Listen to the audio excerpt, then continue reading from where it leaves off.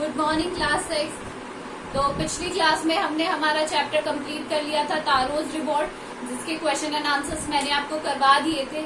आज हम करेंगे पोएम जो कि है the kite. The kite, kite का मतलब सबको पता होता है पतंग। आप सबको पतंगे बहुत ही ज्यादा पसंद भी होंगी। और इसके राइटर हैं वो है हैरी वेन। कौन है इसके राइटर? Harry when. तो आज हम पोएम स्टार्ट करेंगे। ये कविता है जो कि रिलेटेड है काइट से, पतंग से। All of us like to fly kites. हम सभी को, हम जितने भी लोग हैं, सबको क्या होती है? काइट्स पसंद होती है। सबको काइट, स्पेशली बॉयज को काइट्स फ्लाई करना बहुत पसंद होता है। आजकल तो ऐसा नहीं है कि सिर्फ बॉयज को ही पसंद हो, गर्ल्स को भी इक्वली पसंद है।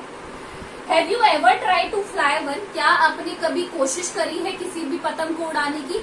बहुत सारे ऐसे लोग हैं जिन्हें काइट्स पसंद भी नहीं होंगी, या बहुत सारे ऐसे लोग हैं जिन्हें काइट्स बहुत ज्यादा क्या है, पसंद है।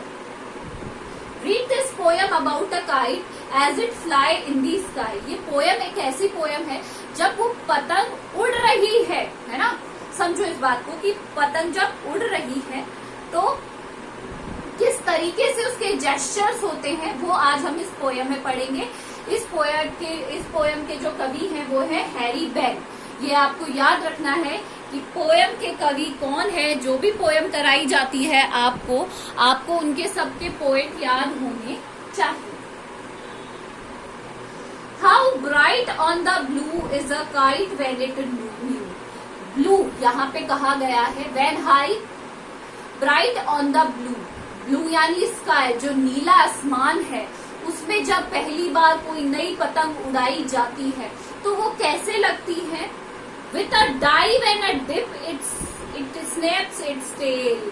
और जब वो डाइव करती है इस तरीके से, या फिर अपनी जो टेल है, पूंछ है, उसको क्या करती है? फड़फड़ाती है। आपने देखा होगा जो पूंछ भी होती है पतंग के, उसको क्या करती है? फड़फड़ाती रहती है इधर उधर। कभी डाइव करेगी नीचे, कभी आसमान में उड़ेगी। इस तरीके से वो आसमान में उड़ती है। Then soars like a ship with only a sail. और कभी कभी आसमान में जाकर, हार्ड वर्ड्स भी करते जाएंगे,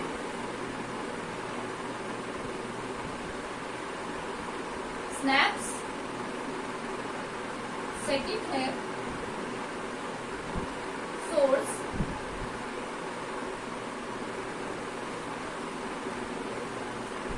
like a ship only when sail. जब सेल करती है, मतलब जब हवा समांतर होती है तो वो एक ही दिशा में क्या करती है? उड़ती है, सेल करती है। जैसे जो जहाज एक ही दिशा में चलता है, उसी तरीके से वो पतंग भी एक ही दिशा में क्या करती है? चलती है। फिर आगे कहा गया है,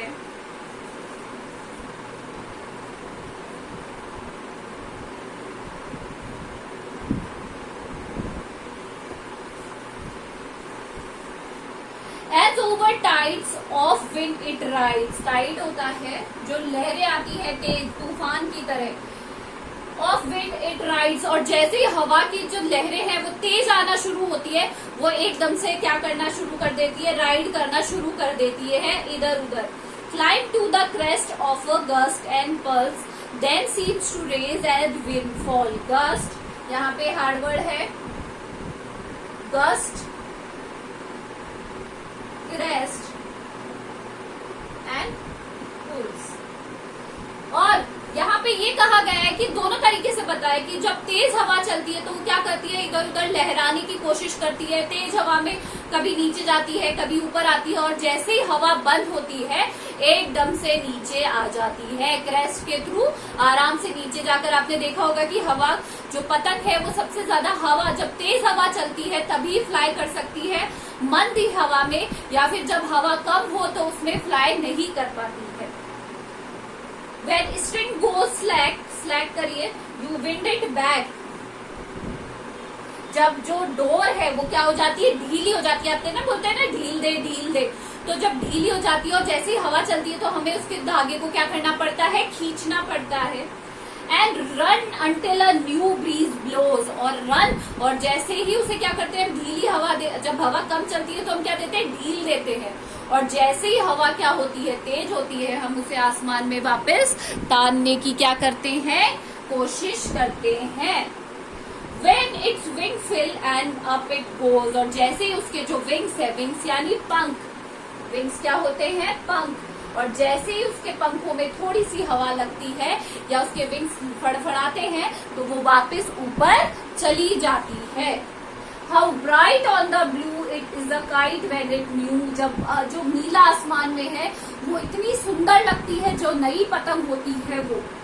Being a raggeder thing you will never see when it flaps on a string in the top of the tree। और ऐसे ही raggeder लिखिए, raggeder का मीनिंग लिखिए यहाँ पे।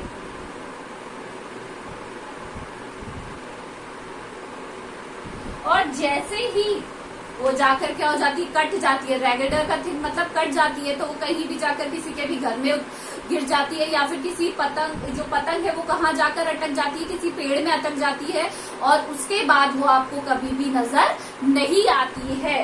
तो यहाँ पे जो काइट है, देखो बेटा, इसमें काइट के जो वेरियस इलेबोरेशंस है वो दिए गए हैं कि किस तरीके से, अब आज तक हमने कभी काइट को इस तरीके से नोटिस नहीं किया गया है, बट इसमें ये बताया गया है कि जब वो उड़ती है तो वो कैसी लगती है, जब हवा तेज होती है तब वो किस तरीके से उड़ती है, और जब हवा कम होती है तब हम क्या करते हैं, या हम जब ढील देते हैं तो क्या होता है। ये सारी क्वालिटीज दी हुई है काइट की जो पोयम है उसके अंदर, जो कि लिखी गई है हैरी बेल के द्वारा। आज आपको इन हार्ड वर्ड्स को कॉपी में करना है, हिंदी और इंग्लिश मीनिंग आप दोनों लिखेंगे और मुझे मेरे नंबर पर भेज देंगे। This is all for today, thank you.